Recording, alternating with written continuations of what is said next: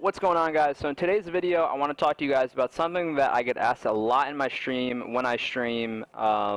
It's a really just generally asked question amongst every pro player, towards every pro player, I should say. It's how do you improve your aim? How do you get a better shot? I'm going to have 3 or 4 tips today that really I feel like this is my general answer and also just what I actually believe to really help you. The first thing, and I know it's going to sound like the most basic thing, you have to find the right sensitivity that works for you.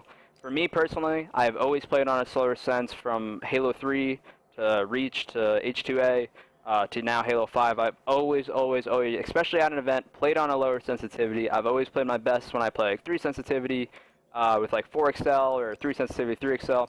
I'll occasionally switch it up when the server feels a little bad to 4 sensitivity, 2 acceleration. It's a little bit faster, but it's still a little bit slow because of the acceleration. There's some players like Ninja, Penguin I believe is another one. They play 5 sensitivity, 2 accel. So in their case, they just feel like they play better on a faster sensitivity. It's really, really important you figure out which play style you feel like which sensitivity fits your play style the most is what I should say. It's crucial to figure it out. If you're playing 5 sensitivity, but you're someone like Royal 2 or someone like Snipedown, who really just lays down that cover fire for your team, is more of just like, I don't know the exact word, a marksman, a sharpshooter, something like that. Like they're just precise with their shots. You want to be playing on a lower sense. The people who are a little bit more aggressive need to be whipping their aimer around a little bit. Those are the people that you're going to see on faster sense. Frosty, for example, plays 4 sensitivity, 3 accel, and it's because people generally say he's flying around the map. He needs to be able to move right, left, you know, extremely fast compared to someone like Royal 2 or myself that is a little bit slower in terms of gameplay-wise compared to someone like Frosty, compared to someone like Ninja. And then also, you're shooting long-range shots more, which for the most part, slower sense has always been better for long-range shots. So the next tip that I'm going to give is about your reticle placement. Again, it's very basic, but I feel like this has been something that has actually caught people off guard in my stream. This is more of if you're playing with a teammate, or maybe you just know where someone's going to be, you have to think about where you're aiming your reticle.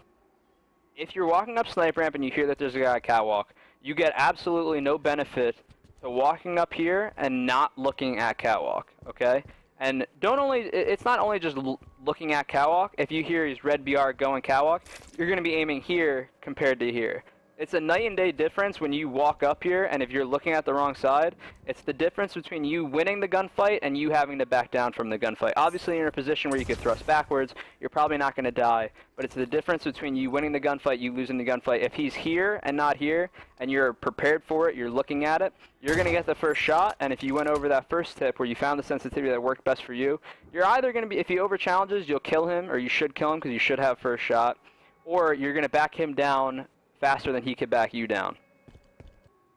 The same exact tip could be given for throwing grenades. I know this is about improving your accuracy, but grenades are another question that I've gotten. I might do a separate video on how to throw grenades better, etc., but it's the same thing to do with reticle placement. I feel like the two really go together, I should say. If you hear that there's a guy blue maze, you know, you're playing with a teammate, or maybe you saw a guy go blue maze, you saw him hiding here. If you aim your reticle to throw a grenade properly in there, like in this situation, you're red snipe ramp, you hear a guy blue maze, you're going to look over here, you throw a nade, it lands directly in the maze. If he's hiding in that corner, you're going to get the kill, or you're going to get him weak.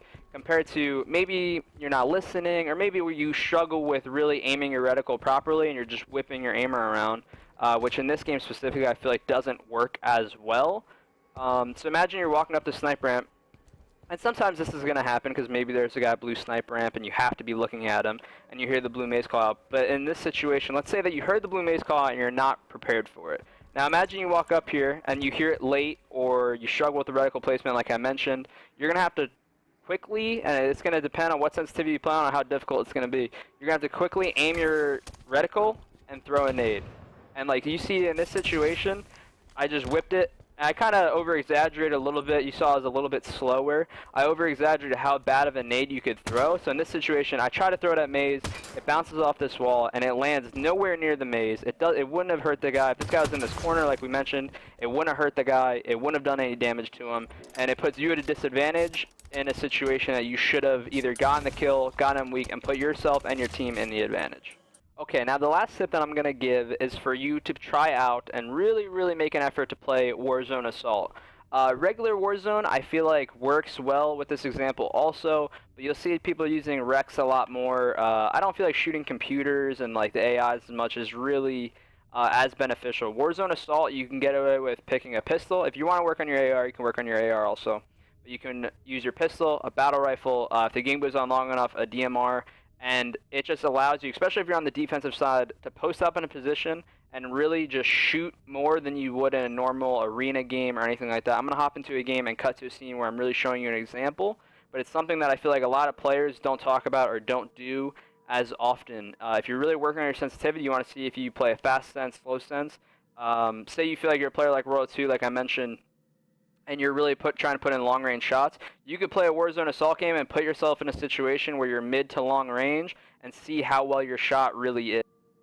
I'm going to go ahead and cut to a clip real fast where I show you guys exactly what I'm talking about, and then I'll talk about it a little bit more after when the game's over. It's just going to be one clip just to show you guys. I don't want to play out the whole game or anything like that, so we'll go ahead and cut to that clip now. This situation actually works out perfectly. We're on defense. I always like to try to get to the roof of these maps. I feel like it's the easiest place to spawn trap. We're at the start of the game, so it's going to be a little bit more difficult. But you'll learn the spawns of the map, and you'll just be constantly shooting over and over and over again. In this scenario, they're already out. So you'll see, like here, I'm actually gonna challenge a little bit more. But you're just constantly shooting. Look at how much more I'm able to challenge these dudes, and how much more I'm able to fight compared to a regular arena game. You're probably only getting into 1 to 2 to 3 individual battles in a game if you're playing it properly with your team. So I'm going to go ahead and cut to the end of the clip where I just finish out the video. But I hope that example, really fast into the game, I was able to show you guys. I hope that it shows exactly what I'm talking about, and just really being able to warm up your shot, test your shot a little bit more than an arena game would help you. Alright guys, so that's going to be the end of the video. I really hope you enjoyed it. It's just 3 or 4 very basic tips that I feel like you can start implementing into your game right away. It really isn't that difficult to start working on your shot in terms of those examples specifically.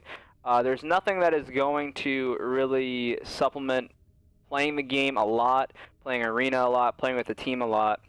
But those 3 or 4 tips are examples that you can use to really improve your individual gameplay. I feel like it's not going to take you a lot of time to start working on that. So I hope you guys really enjoyed the video. If you want to see other tips like this, or you know, tips and tricks videos like this, let me know in the comment section. Leave a like on the video. I could do stuff like this pretty easily. It's just knowledge that I've really gathered throughout playing Halo 5.